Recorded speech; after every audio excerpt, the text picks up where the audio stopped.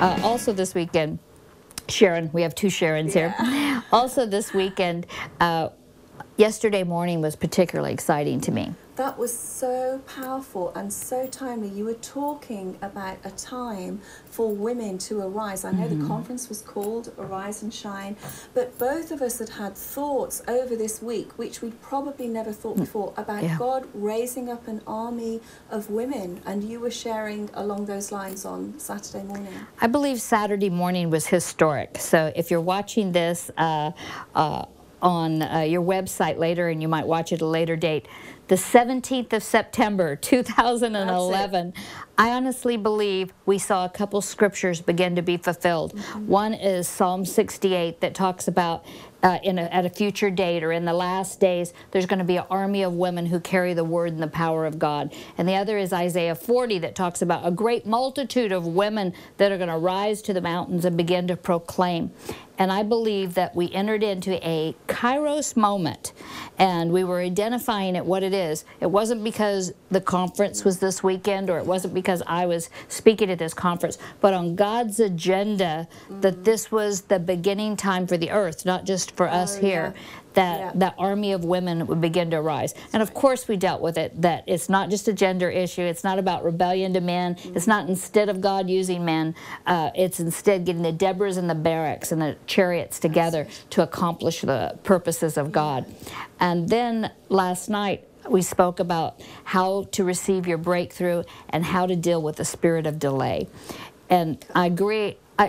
All of us know when you're frustrated, when something's not moving, you begin, has God really told me that? Or is God really faithful? Or have I disqualified myself in some way for the things of God? And that's always frustrating for people. And I love to see people, they can keep the momentum. They can keep that progressive place that God's got them to, but they need to know how to cooperate with breakthrough, and they need to be able to cooperate with how to deal with the spirit of delay. And so I'm just going to say this about breakthrough. Breakthrough, find where Jesus, the master of the breakthrough, is. You get behind him. When he breaks through, there is a suction that pulls you through across a new threshold. And instead of always saying, Jesus, come over here and help me break through, if he's already told you something, it is already his purpose and his desire to break through. And so you get behind him instead of saying, oh God, please come help me. He's the master of the breakthrough. I've heard a lot of messages on breakthrough, but the illustrations that you gave and the scriptures that you used, and you're going to have to get the CD or the DVD to get them, but the steps that you gave to people, the instructions that you gave to those who were there on Saturday night as to how to obtain breakthrough, how to press through in difficulties, even your story about, well, it was an outrageous story. It was. So it was really helpful. It was really practical. It's so important for me that I can apply the teaching to my everyday life. And you did it. You just did it. I'm thinking, yeah, breakthrough is not just the prayer once. It's not just the word. It's really living it out. So thanks so much. It was great. Well, I think it's so much more than messages.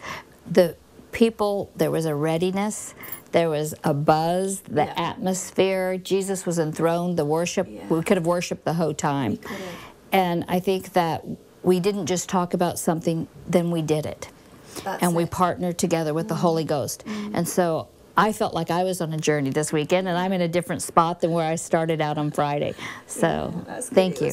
It was a real encouragement for me too, Sharon. And as you know, I was sharing my story on one of the sessions, and God has pushed me forward to the point that leaving behind all the insecurities and discomfort of where he wants, of where you've been, so that he can move you to where he wants you to be. And I know even over this weekend, even though I shared my own stories, you have helped me even more, because I'm looking for, I'm not looking for heroes, although you can be my hero, but I'm looking for someone who's gone up further so that I can follow, and someone who's broader in their relationship with God, in their experience. And I've learned so much. We were saying, even in the meetings, that it's not just what happens on stage, it's not what just happens when the camera's there,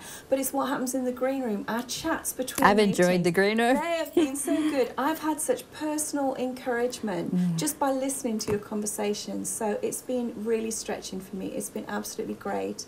Well, I think that message you carried was so important, that it isn't just about us, or whether we're comfortable in ministry or whether we're not, or whether we've made some internal vows that we're not going to be hurt, rejected, or critiqued by people, and so we've pulled out of areas. You made a strong statement. It's really not about us, it's about our fruit, and it's about our legacy, and it is about other people's lives, and it's about sons and daughters. And sometimes I think the only way we're going to get victory over our self issues is that our eyes are on somebody else. That's right. And go and do for someone else what, even if you never had it done for yourself, you know, it's no good standing there saying, like you were sharing again Saturday night, if nobody's encouraging you, well, just go and encourage somebody else.